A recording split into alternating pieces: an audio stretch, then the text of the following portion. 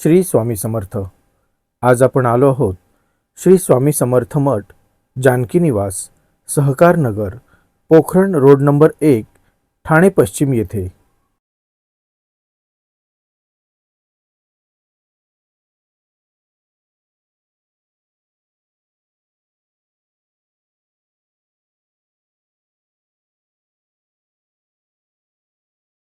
उपवन लेकला जाताना स्वामींचं हे मठ लागतं. 36वा वर्धापन दिन सोमवारी 2 फेब्रुवारी रोजी आहे. ज्यांना इथे यायचे आहे ते येऊ शकतात. आपण पाहतोय स्वामींचं मठ आहे.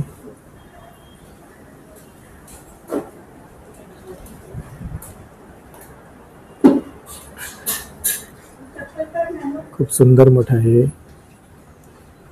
आजूबाजूचा परिसर पाहू शकतोय.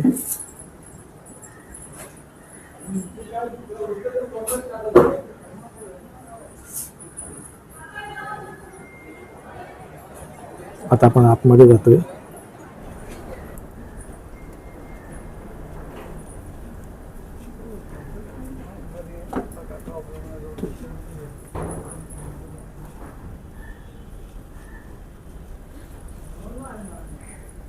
स्वामींची ही गादी आहे.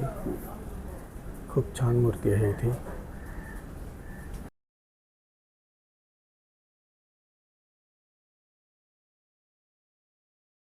स्वामींचे मनोभावे दर्शन घेतले.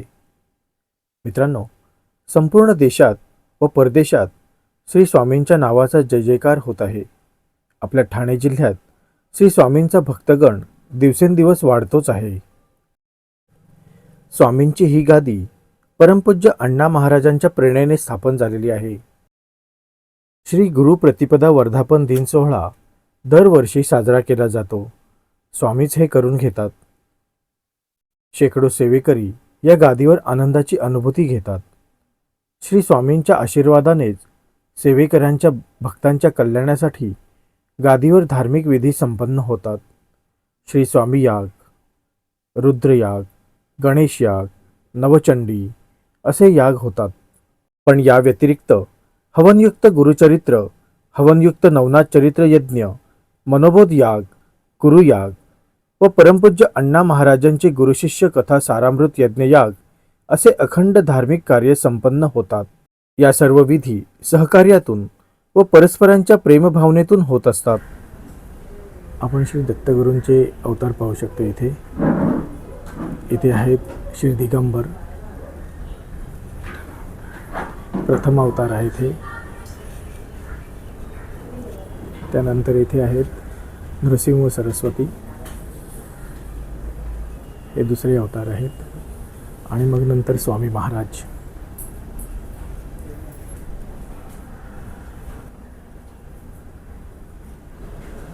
स्वामींचं खूप छान असं मठ आहे.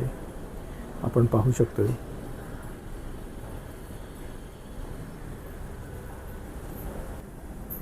दर गुरुवारी आणि प्रत्येक उत्सवाला इथे सेवेकरी आणि भक्तगण मोठ्या संख्येने उपस्थित असतात.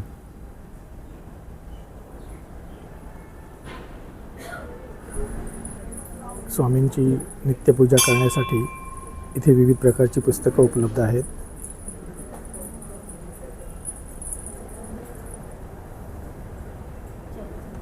जपमाळा आहेत, स्वामींचे फोटो आहेत.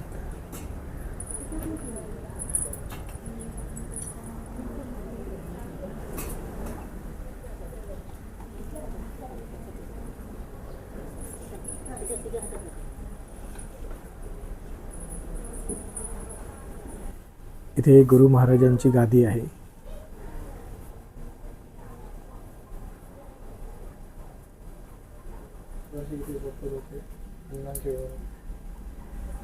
हे अण्णांचे गुरु आहेत आणि हे 24 वर्ष इथे झोपत असत.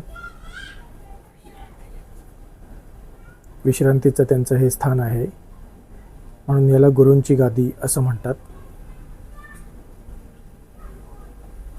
आणि इथे बाजूलाच अण्णांच्या साधनेचं मंदिर आहे. अण्णा इथे सतत साधना करत असतात. ही अण्णांची गादी आहे. इथे अण्णा साधना करत असतात.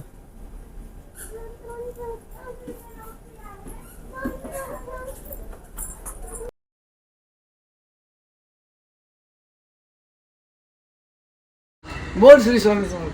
हे शिकवतो ना तुला मी, घे ना.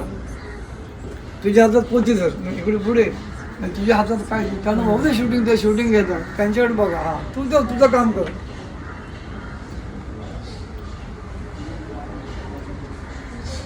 लगेच कसं जमेल, पण लगेच जमलंच पाहिजे. मी शिकवल्यानंतर यायलाच पाहिजे.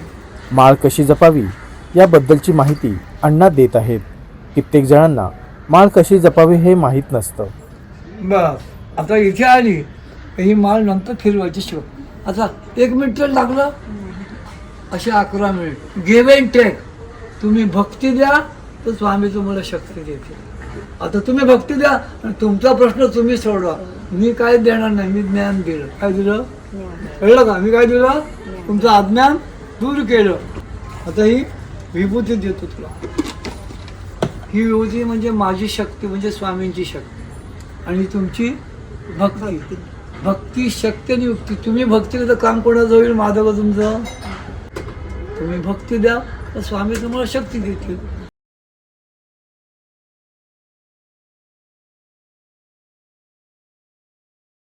आपण हे पाहतोय ही अण्णांची गादी आहे. सकाळी संध्याकाळी अण्णा इथे साधना करत असतात. स्वामींच्या या मठामध्ये भक्त कल्याणासाठी सामुदायिक नामस्मरण, गुरुचरित्र पारायण प्रत्येक वर्षी होतात.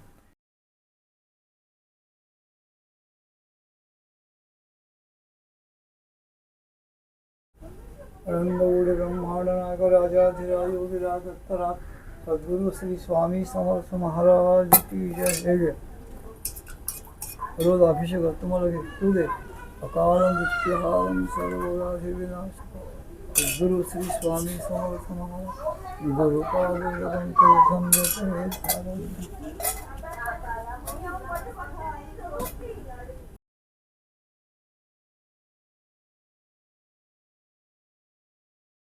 फक्त भक्त कल्याणच नव्हे तर ऐश्वर्य वृद्धीसाठी 5,000चे वर गुरुचरित्राची पारायणे करून त्या दिव्य विभूतीतून, स्वामींच्या अधिष्ठानातून कल्याणच साधेल या दृढ निष्ठतेने हे घडत असते.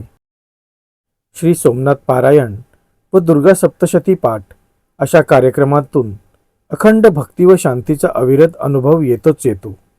त्याची प्रचिती श्रावणात घरोघरी होणाऱ्या भक्त फेरी किंवा पारायणातून येते. अण्णा म्हणतात, ही उपासना फक्त माझ्यासाठीच नव्हे, मी आत्मकेंद्रित मुळीच नाही.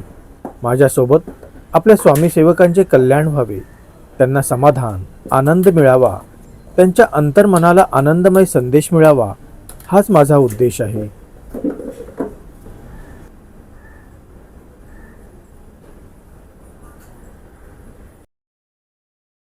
अण्णा सांगतात, श्री स्वामींच्या प्रचंड भक्त कल्याणातूनच माझ्या हस्ते आज ठाण्यात व इतरही 35 ठिकाणी श्री स्वामींच्या गादीची स्थापना झाली आहे. 60,000च्या वर घरोघरी फोटो अधिष्ठाने झाली आहेत. अण्णांच्या हातून स्वामींनी करवून घेतले असं त्यांचं म्हणणं आहे. अण्णांच्या हातून स्वामींनी करवून घेतलेल्या सेवेचा इतर साधकांनाही लाभ मिळावा या पवित्र हेतूने सांसारिक अडीअडचणींतून मार्ग काढण्यासाठी मार्गदर्शनही होत असते. स्वामी समर्थांच्या हजारो भक्तांना त्यांच्या शक्तीची प्रचिती आलेली आहे, येत आहे. मनोभावे उपासना चालू असेल तेथे भक्तांच्या हाकेला स्वामी उभे आहेतच. अण्णांचे आजोबा काही धोंडोपंत कुलकर्णी यांनी अनेक वर्ष श्रीसेवा केली. गाणगापूर, नृसिंहवाडी, सांगलीमधील निर्गुण मठ येथे त्यांनी उपासनेत बराच वेळ घालविला. लिखित जपवही ही एक अध्यात्मातील प्रभावी साधना समजली जाते. ही जपवही ही एक आपली नामस्मरण रूपी बँकच आहे. जेवढं लिखित जप आपला जास्त होईल तेवढे आपले पुण्य वाढते. नामस्मरण करीत असताना ते नाम आपल्या हातांनी लिहावे, म्हणजे मन एकाग्र होते. तसेच आपली अध्यात्मशक्ती अधिक प्रमाणात जागृत होऊन मन सामर्थ्य वाढते. जे होईल ते आपल्या चांगल्याकरिता व आपल्याच हिताचे होईल असे मानून स्वामींवर विश्वास ठेवावा. नाम लिहिता लिहिता नामाशी इतके एकरूप व्हावे की नाम लिहित आहे हे सुद्धा विसरून जावे. सुखशांती व समृद्धीसाठी लिखित नामजप वही लिहिताना काही सूचना आचरणात आणाव्या. 1. नित्यनेमाने जप लिहावा. 2. कृपया वही अर्धवट लिहू नये. 3. नामजप वही पूर्ण झाल्यावर आपल्याच घरात अथवा कपाटात तिजोरीत ठेवावी. 4. वही पायदळी येऊ नये याची काळजी घ्यावी. भगवान श्री विष्णूंनी जगाच्या कल्याणाकरिता विविध अवतार धारण केले. त्यातील भगवान श्री दत्तात्रेय अवतार हा जगाचे गुरुपद घेऊन विश्वाला मार्गदर्शन करण्यासाठी घेतला.